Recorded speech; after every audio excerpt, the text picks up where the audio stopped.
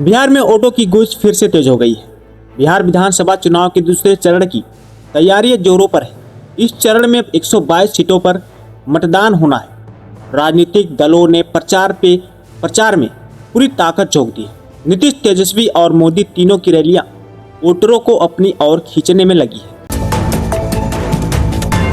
सरकारी नौकरी का इंतजार कर रहे युवाओं के लिए बड़ी खुशखबरी। एसएससी जीडी कांस्टेबल की नई भर्ती अधिसूचना जारी कर दी है। इस बार लगभग 60,000 पदों पर आवेदन मांगे जाएंगे। ऑनलाइन आवेदन प्रक्रिया अगले सप्ताह से शुरू होगी। टीम इंडिया के फैंस के लिए आई बड़ी खबर। बीसीसीआई ने ऑस्ट्रेलिया के खिलाफ 5 मैचों की T20 सीरीज का शेड्यूल जारी कर दी। पहला मुकाबला 20 नवंबर को मुंबई में खेला जाएगा। कप्तान हार्दिक पांड्या टीम की अगुवाई करेंगे। अमेरिका में वोटिंग से पहले 2 पार्टियों में जबरदस्त टक्कर। अमेरिका की राष्ट्रपति चुनाव से पहले रिपब्लिकन और डेमोक्रेट दोनों पार्टियों ने अंतिम दौर का प्रचार तेज कर दिया। सर्वे के मुताबिक दोनों उम्मीदवारों की लोकप्रियता में सिर्फ 2% का अंतर है। क्लास 10 और 12 के छात्रों के लिए बड़ी अपडेट। सीबीएसई अगले हफ्ते बोर्ड परीक्षा की डेट शीट जारी कर सकता है। फरवरी 2026 से परीक्षा शुरू होने की संभावना है।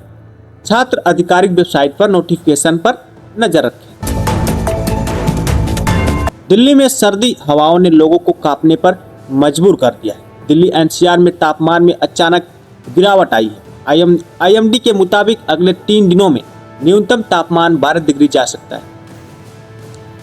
तापमान 12 डिग्री तक जा सकता है। सुबह के समय धुंधले बढ़ने लगी है।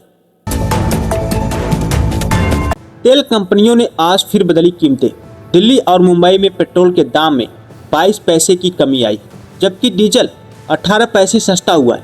तेल कंपनियों ने अंतर्राष्ट्रीय बाजार में घटते दामों के चलते यह कदम उठाया है। अयोध्या फिर सुर्खियों में। सुप्रीम कोर्ट में एक नई याचिका दाखिल हुई है, जिसमें मंदिर परिसर में दुकानों के आवंटन को लेकर विवाद उठाया गया है। कोर्ट ने उत्तर प्रदेश सरकार से रिपोर्ट मांगी है। भारत का अंतरिक्ष मिशन एक और कदम आगे। इसरो ने गगनयान मिशन के लिए आज सफल टेस्ट फ्लाइट की। यह लॉन्च श्रीहरिकोटा से किया गया। अगले साल 2026 में पहला मानव मिशन भेजे जाने की तैयारी। अब व्हाट्सएप कॉल्स और भी सेफ। व्हाट्सएप ने आज नया सुरक्षा फीचर रोल आउट किया है। अब calls and two step verification से होगी, ताकि कोई तीसरा व्यक्ति बीच में दखल न दे सके। अपडेट सभी यूजर्स को धीरे धीरे मिलेगा।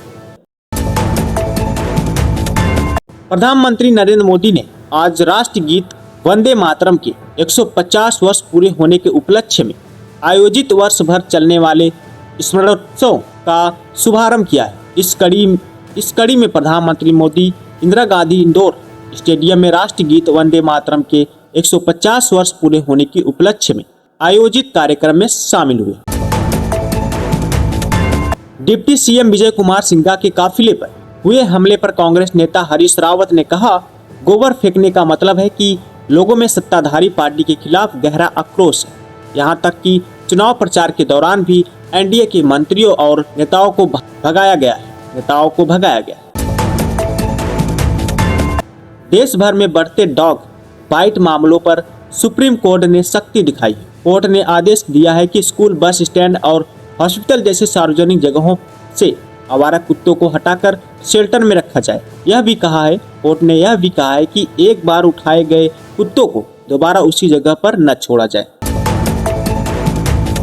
चीन में अपना नया एयरक्राफ्ट कैरियर फुजियान आधिकारिक रूप से नौसेना में शामिल कर लिया। राष्ट्रपति शी जिनपिंग खुद इस मौके पर मौजूद रहे।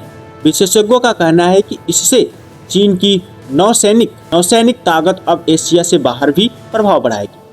टेस्ला की आईसीओ एलन मस्क का अब तक का सबसे बड़ा पैकेज मंजूर कर लिया गया है।